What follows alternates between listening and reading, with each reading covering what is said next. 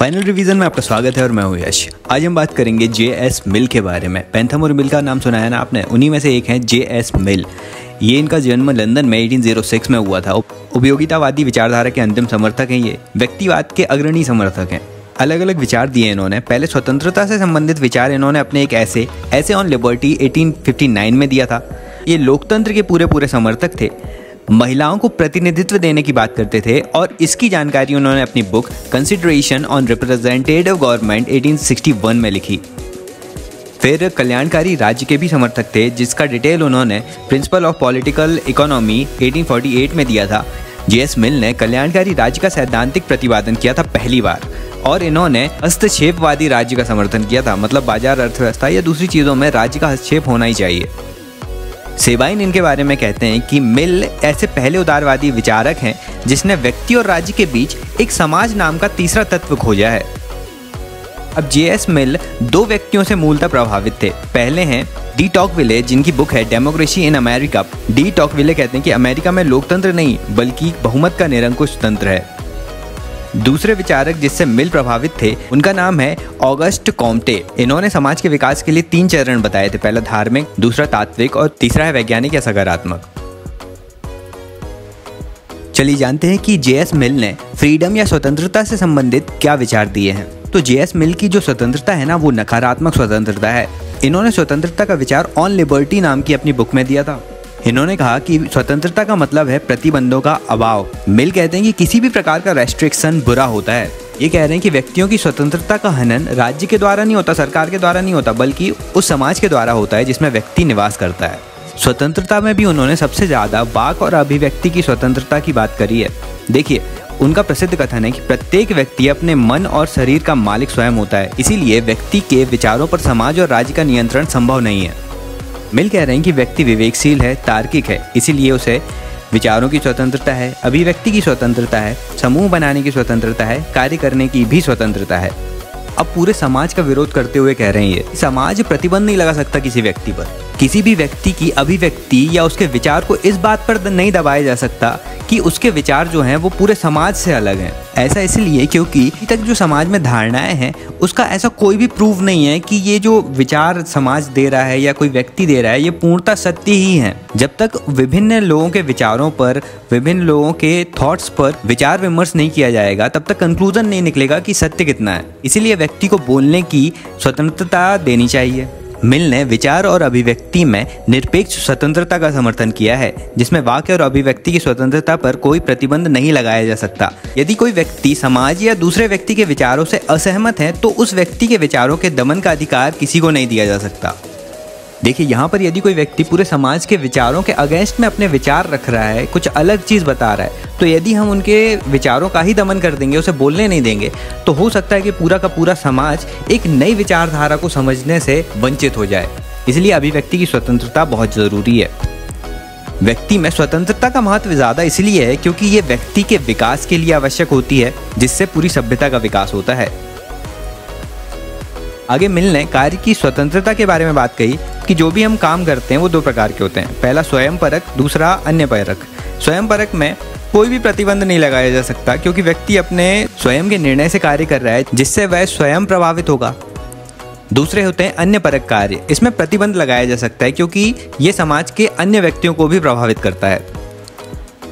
अब स्वतंत्रता का कुछ सकारात्मक वर्ड भी आ जाते हैं मिल की विचारधारा में। देखो, जे.एस. मिल कह रहे हैं कि व्यक्ति को अपनी स्वतंत्रता के अनुसार, अपनी इच्छा के अनुसार कार्य करने की तो आवश्यकता है, लेकिन हो सकता है कि दूसरे व्यक्तियों का उस कार्य के प्रति नॉलेज ज़्यादा हो, तो व्यक्तियों को सामने वाले के नॉलेज के अनुसार काम करना चाहिए। जैसे मान लीजिए उदाहरण के लिए कि एक पुल टूटा हुआ है और आप नहीं जानते कि वो पुल टूटा है, लेकिन सामने वाला व्यक्ति कह रहा है कि पुल टूटा हुआ है, मत जाओ वहाँ पर, तो आपको सामने वाले की इच्छा के अनुसार काम करना होगा।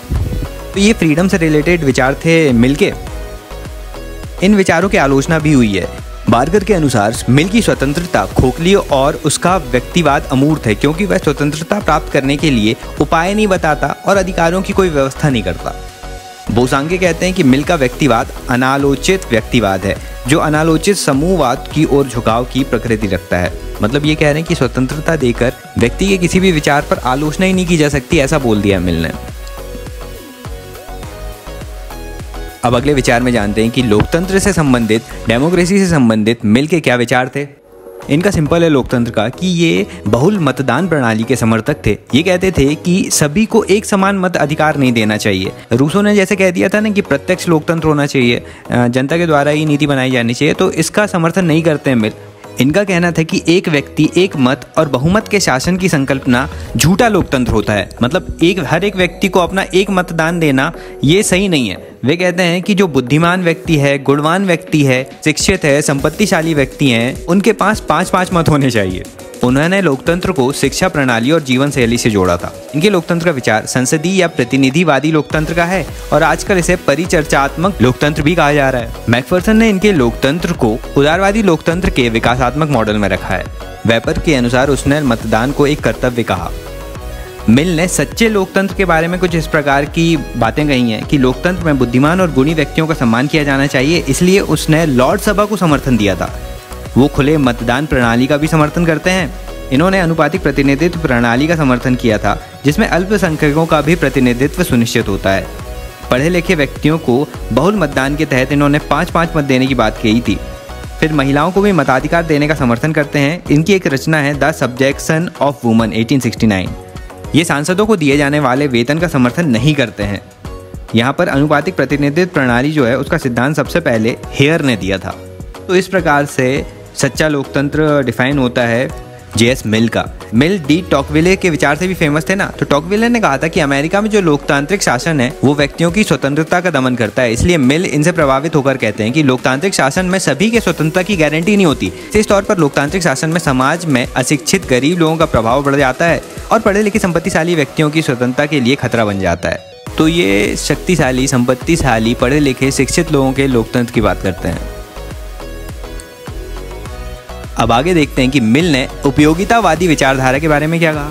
तो बेंथम से थोड़ी अलग है इनकी उपयोगितावादी विचारधारा, क्योंकि ये थोड़े पहले व्यक्तिवादी दार्शनिक ज़्यादा हैं और उपयोगितावादी कम।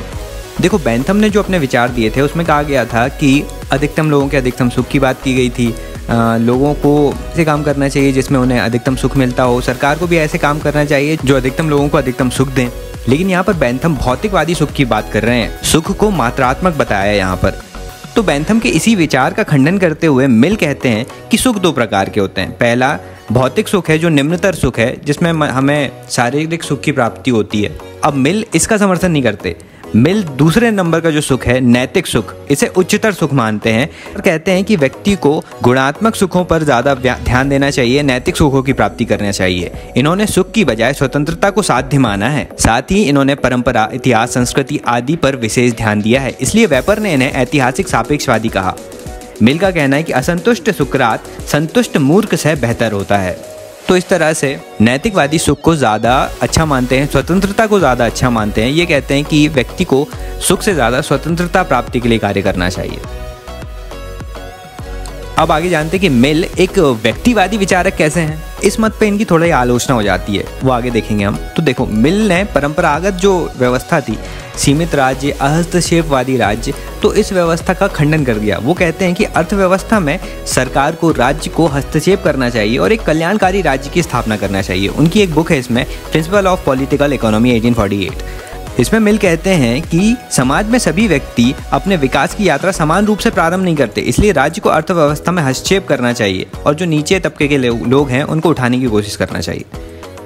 अब इसकी आलोचना सेवाइन करते हैं कि मिल ने शास्त्रीय उदारवाद का संशोधन किया है, लेकिन उसका संशोधन सफल नहीं रहा है क्योंकि वह व्यक्ति और समुदाय के बीच झूल रहा है। यह निश्चित नहीं कर पा रहा है कि समुदाय महत्वपूर्ण है या व्यक्ति का महत्व ज़्यादा है। इसलिए सेबाइन ने माना कि उदारवाद का सबसे सफल संशोधन ग्रीन ने दिया है, जिसने व्यक्ति और समाज के बीच विद्यमान विरोध समाप्त कर दिया और यह कहा कि व्यक्ति एक सामाजिक प्राणी है। तो यहीं पर हम राज्य की प्रकृति के बारे में मिल के विचार देख लेते हैं कि इन्होंने राज्य को यांत्रिक प्रकृति का माना है। राज्य के रिलेशन में ये इंग्लैंड के फैबियन समाजवादी विचारधारा से ज़्यादा प्रभावित थे। इन्होंने कल्याणकारी राज्य की बात की, राज्य का अर्थव्यवस्था में हस्तक्षेप की बात की, राज्य के द्वारा सकारात्मक उदारवाद लागू करने के लिए बात की। मिल ने कहा था कि प्रगतिशील करारोपण लागू होना चाहिए राज्य के द्वारा और सामंती व्यवस्था का अंत करना चाहिए क्योंकि ये समाज में विषमता मूलक प्रवृत्ति को जन्म देते हैं। इनकी बुक्स के नाम है a system of logic, ratiocinative and inductive 1843 और मिल ने ही यूटिलिटेरियनिज्म 1863 में बुक लिखी थी। अब हमने पहले ही देखा था कि महिलाओं के उत्थान से भी रिलेटेड इन्होंने बहुत सारी बातें की थी। इन्होंने सब्जेक्शन ऑफ वुमन नाम से बुक लिखी थी, जिसमें सार्वजनिक क्षेत्र में महिलाओं को समानता देने पर जोर दिया गया था। 3 एसेज ऑन रिलीजन में भी इसकी बात की गई थी।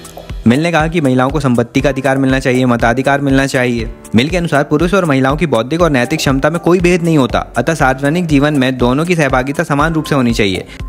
फिर मिल ने कहा कि हम मानवीय समानता का तो समर्थन करते हैं, लेकिन लैंगिक समानता का नहीं। साथ ही वे कहते हैं कि पुरुष और महिलाओं को भी एक समान वेतन मिलने चाहिए। तो ये सारी बातें थी जे.एस. मिल के बारे में, उनके स्वतंत्रता, लोकतंत्र, राज्य, मताधिकार, महिलाओं के अधिकार आदि से संबंधित ये सारे विचार थे। वीडियो अच्छा लगा तो लाइक कर दो, ज़्यादा से ज़्यादा शेयर करो। Thank you so much for listening, subscribe करके जाना।